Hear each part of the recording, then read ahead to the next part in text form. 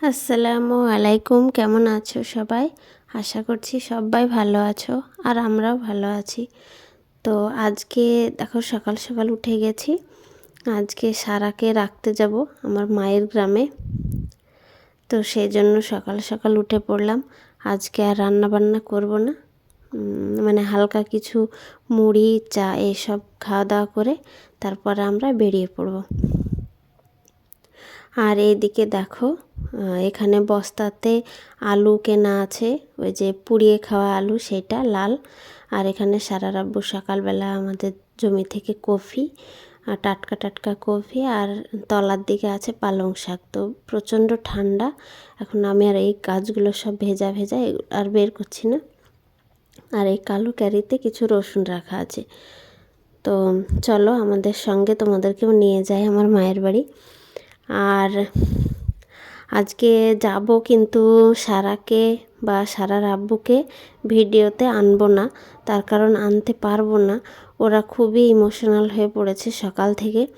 তো বাবা মেয়েতে যে ছেড়ে থাকতে হবে, বাবাও মানতে পারছে না, মেয়েও মানতে পারছে না।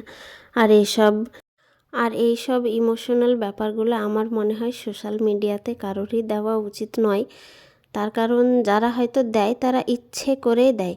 কেননা একটা ভিডিও যখন আমরা শ্যুট করি তারপর তাকে এডিট করে তারপরে আমরা পাবলিশ করি, তো সেখানে আমাদের এডিটের অপশান থাকে, তারপরও আমরা সেই জায়গাটা কেটে দিই না।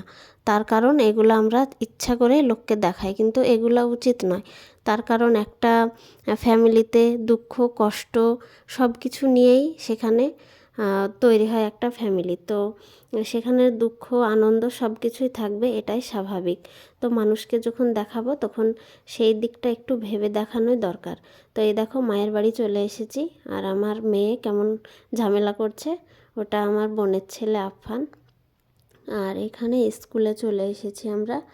স্কুলে সারার ভর্তির প্রসেসিংটা চলছে ভেতরে, ওর আব্বু আছে আর আমি বাইরেটা। ইভা এখানে বেশি একটু ছটপট করছিল, তাই খেলার দিকটা দেখালাম।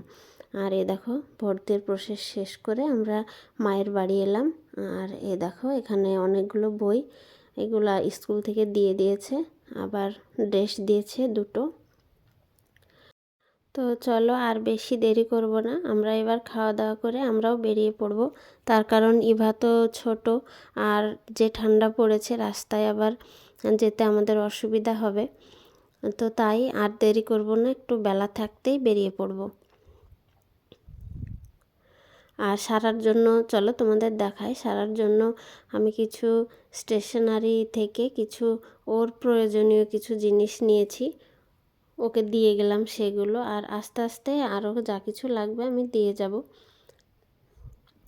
তো এই দেখো এখানে একটা বডি ওয়াশ নিয়েছি, ভিভেলের বডি ওয়াশ। আর এখানে আছে এটা হাত পাগুলো পরিষ্কার করার জন্য। আর এখানে এই দেখো 7 অয়েল তেল নিয়েছি একটা। আর এটা ঠোঁটে দেওয়া, শীতের সময় একটু দিলে ঠোঁটটা ভালো থাকে। আর এটা মুখের জন্য ক্রিম। আর এই যে ক্লিপটা দেখছো, এই ক্লিপটা আমি দোকানে দেখেছিলাম, তো যেহেতু সারাকে আজ রেখে দিয়ে চলে যাব, তো তাই ভাবলাম সারার জন্য কিনেই নিই।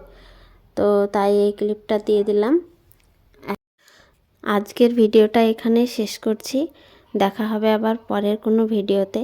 তো সবাই ভালো থেকো, সুস্থ থেকো। আর আমরা বাড়ি চলে এসেছি, আর মা দিয়েছে পাটিসাপটা পিঠে, তো এটাই এখন রাত্রে খাবো, আর কিছু বানাবো না রাত্রেবেলায়। তো এখানে শেষ করছি, সবাই ভালো থেকো, সুস্থ থেকো, দেখা হবে আবার পরের ভিডিওতে।